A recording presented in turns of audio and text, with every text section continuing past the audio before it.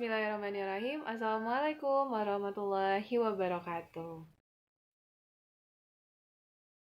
Apa kabar Ananda semua? Alhamdulillah hari ini bertemu lagi kita dalam pembelajaran bahasa Indonesia. Nah, Ananda semua, kemarin kita sama-sama sudah masuk ke tema 4.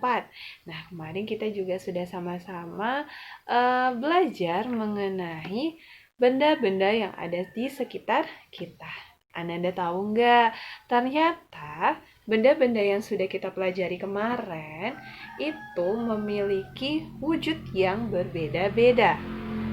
Nah, seperti yang sudah Ustazah jelaskan di kelas 2 yang lalu, bahwa wujud benda itu uh, kita bagi menjadi berapa? Benar, menjadi 3. Nah, masih ingat nggak dengan wujud atau apa saja ya wujud-wujud benda yang ada di sekitar kita? Masih ingat? Kalau memang sudah yang masih ingat, alhamdulillah. Yang mungkin sudah agak sedikit-sedikit lupa, yuk kita sama-sama ulangi materi mengenai wujud benda.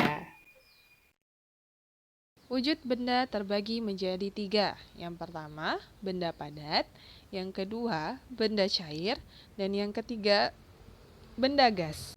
Wujud benda padat bisa kita lihat banyak sekali contohnya. Salah satunya adalah gelas. Kenapa gelas dikatakan benda padat? Karena dia memiliki ciri-ciri: 1. Dapat dilihat. 2. Dapat dipegang.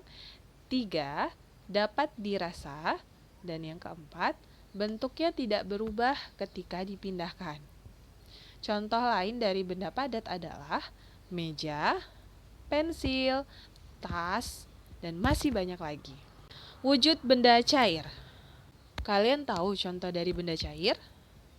Benar, air. Air adalah salah satu contoh dari benda cair. Kenapa?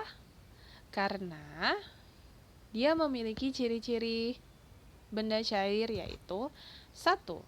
Bisa dilihat. 2. Dapat dirasa. 3. Dapat dipegang. 4. Bentuknya berubah-ubah sesuai dengan tempatnya.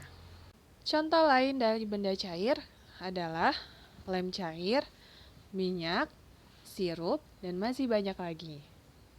Wujud benda gas.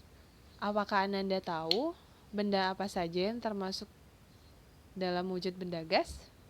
Benar, udara.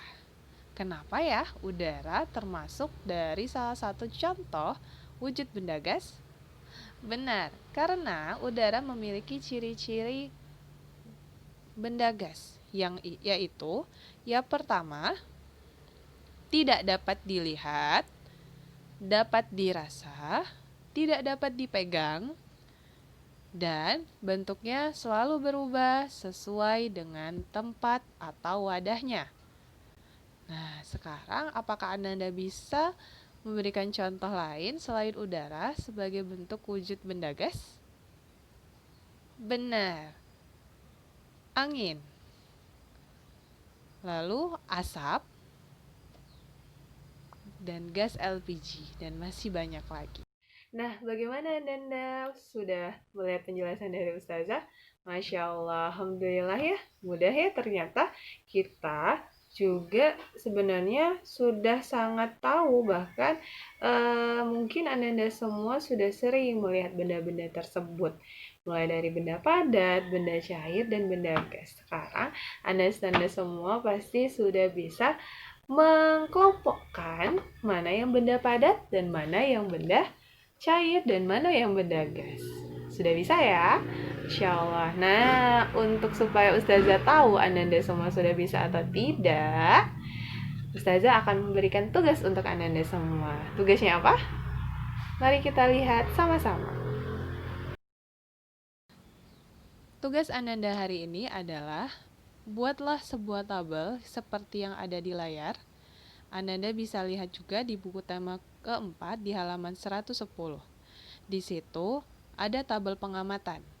Kalian bisa buat lokasi pengamatannya bisa di rumah, di taman bermain, atau di tempat-tempat lainnya. Lalu, benda yang diamati jangan ditulis. Ananda kosongkan saja. Lalu Ananda silakan amati dan tulis nama bendanya di tabel yang sudah ada di halaman 110 atau seperti gambar sini ya. Nah, untuk itu Ustazah ingin Ananda menuliskan 5 benda saja.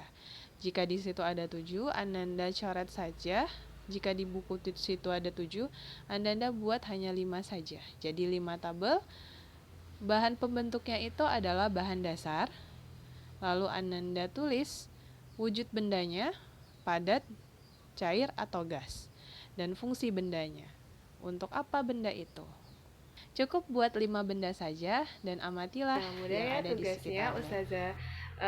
Yakin insya Allah Ananda semua bisa melaksanakan ataupun membuat tugasnya dengan baik. Ingat tabelnya dibuat sendiri menggunakan pensil dan penggaris supaya tidak tabelnya itu kalian buat dengan rapi ya.